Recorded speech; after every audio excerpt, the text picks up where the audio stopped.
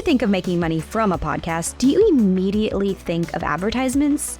You know, like when a podcaster interrupts the conversation and says, "We'll come back after these ads." Or you usually hear at the beginning of an episode, "This podcast is brought to you by..." If you're like most people, you probably assume that a company first must hear about your podcast and then ask if you will advertise their product or service on your podcast. And this does happen, but there's a lot more to it. In fact, what I wish people understood about podcasts is that making money from podcasts goes way beyond the ads you hear on the big podcasts you listen to. There are at least 15 different proven viable ways to make money from your podcast, many of which you can start as soon as you launch. So if you're stuck in this mindset that you won't make money until you're as big as the biggest podcasts out there and getting thousands of downloads an episode, it's time we talk. Because my dream for you is to start making money from your podcast from the very beginning. Thank you for joining me today. I'm Jamie Kennedy, executive podcast producer at Brave Moon Podcasts. We've produced podcasts for Virgin Active Health Clubs, Functional Training Institute, well-being coaches and speakers, and many more. I'm including all of the insider secrets I've learned along the way being a podcast producer for some of the top health and fitness brands on the charts today. So whether you're a small business owner, health and fitness professional, or a wellness enthusiast looking to boost your brand through podcasting, this podcast is for you. For a comprehensive list of the equipment and software my clients use, head to my website and grab my free Start a Podcast guide. I've condensed months of research into this guide, offering you the industry's best choices. Download it today. The link is in the show notes.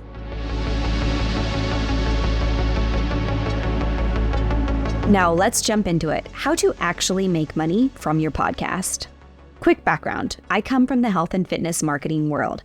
I am obsessed with content and have worked with some of the biggest gym chains and health and fitness companies in the world to bring their digital marketing content to life.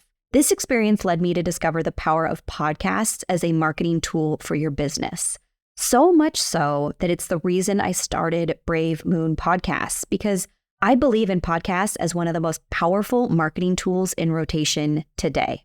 And I think this is a huge misunderstanding about podcasts, that podcasts are meant to be their own entity only, that your only mission with a podcast is to make it a standalone piece that must generate money simply by having the most listeners and therefore have big brands and companies that want to use your podcast as a vehicle to sell their product or service. But the piece that many people are missing out on is the concept of using a podcast as a marketing vehicle to sell your products and services, not someone else's.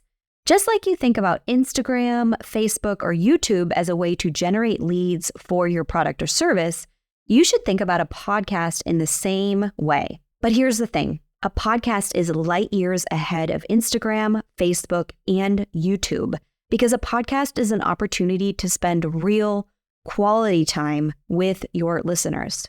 Whereas a viewer spends an average of 2.5 minutes on any given video on YouTube and an average of, get this, 6 seconds on Instagram, a listener spends a whopping 27 minutes on every podcast episode they listen to. This means that a listener is developing a much stronger relationship with you as the podcaster. They trust in your ability to educate, entertain, and inspire them.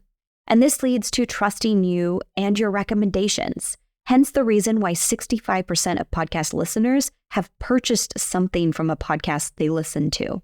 So that, my fearless friend, is why I've invested my entire company in podcasting, because it's not just a marketing tool, it's a powerful marketing tool.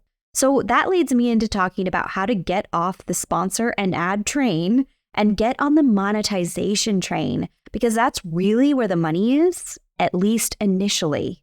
Because let me explain right now that sponsorships are 100% achievable for you.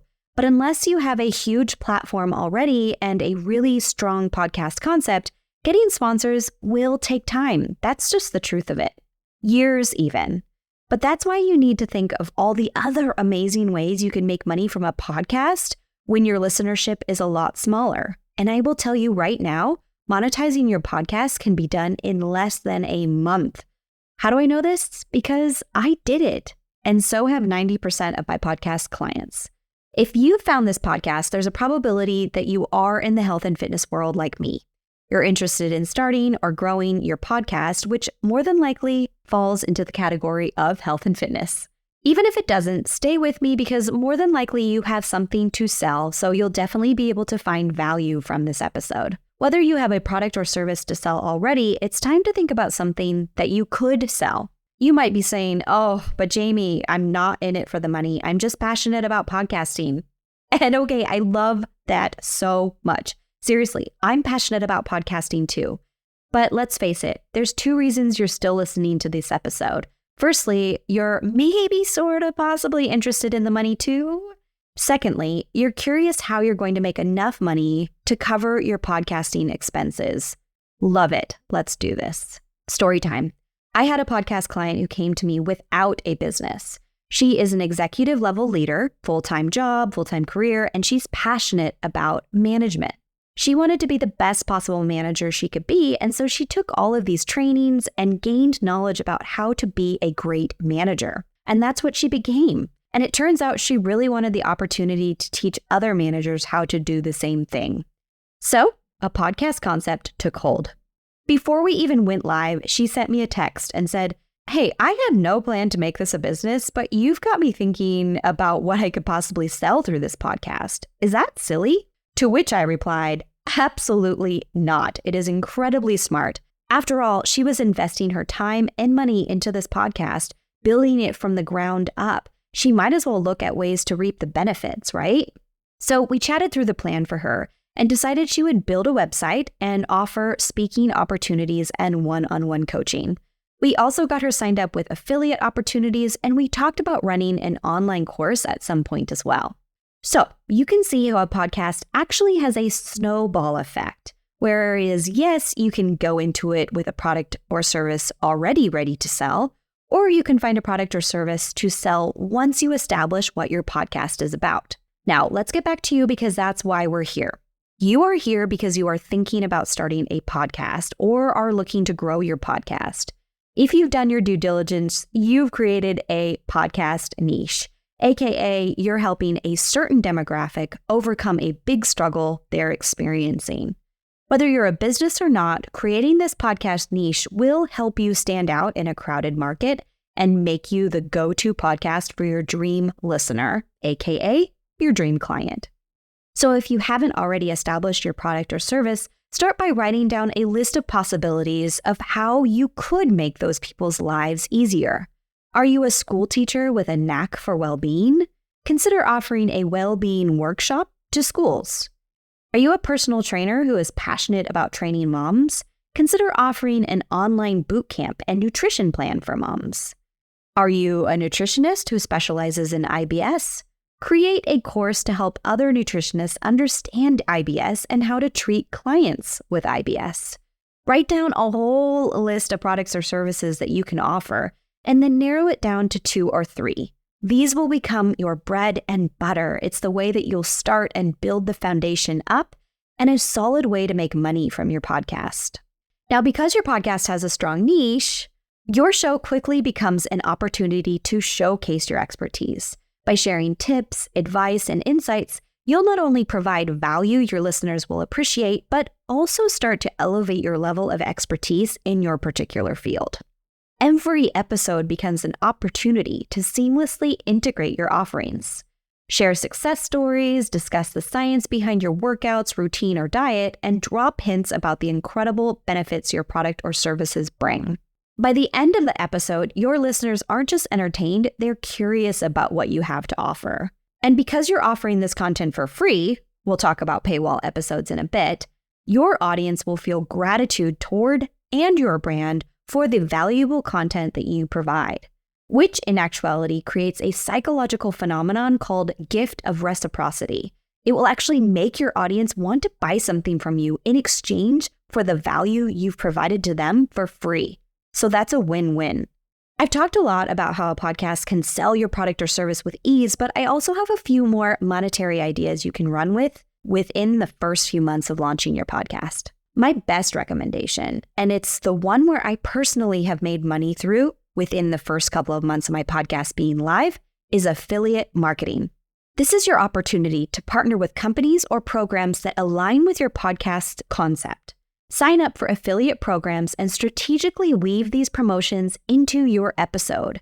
If you genuinely believe in a product or service, your endorsement carries weight. Your audience trusts you and makes them more likely to explore your recommendations. For example, I am a huge fan of my podcast equipment setup. It is so easy to work with. I literally just plug and record. But it took me months to figure out the best mic, the best boom arm, the best recording platform, etc. So once I landed on the best, I became an affiliate for these places that sold these items. The biggest one to look into is Amazon Associates Central. You can sign up for $0 and get up and running immediately. Coming back to my example, my Rode Podcaster mic is offered on Amazon as a listing. So what I do is I use my affiliate link in my show notes, and any listener like yourself who needs a good podcast mic can click on my Rode Podcaster link and click purchase. What happens is that I then receive a small kickback from Amazon. I think it's about 1% of the sale price. First of all, I think we're all happy when we can have a tiny market share in the conglomerate that is Amazon. So I feel really good about not only offering affiliate links to my listener, but I think listeners feel good about it too, because frankly, we're all working toward putting money in the hands of people who deserve it. The podcasters like you who are investing their time and money to create an entire show for free. So really, every time a listener clicks on one of these links, they're supporting you as the podcaster, not just a huge business like Amazon. And it's not like you're being fake here. These are real recommendations that you feel really good about offering to your listeners as an affiliate. I'll share a few other affiliate ideas when I get to my 5 hacks coming up soon in the episode. In addition to affiliate programs and products and services, I'd love to mention bonus episodes as an opportunity to start making money pretty quickly as you get started. Patreon, Apple Podcasts, and other similar platforms provide an excellent opportunity to offer premium content behind a paywall. Your most dedicated listeners, those who want a deeper connection or exclusive insights, can become patrons. What you'll want to consider here is how you could create bonus episodes, behind-the-scenes content, or exclusive Q&A sessions. Your community is willing to invest in the value you provide, and a program like Patreon makes it easy for them to support you financially. You also could simply do a crowdfund option on a site like Buy Me a Coffee. So instead of creating exclusive or bonus episodes people would pay for, you instead ask your listeners to buy you a coffee, quote unquote, or quote unquote, pay for a shout out, etc.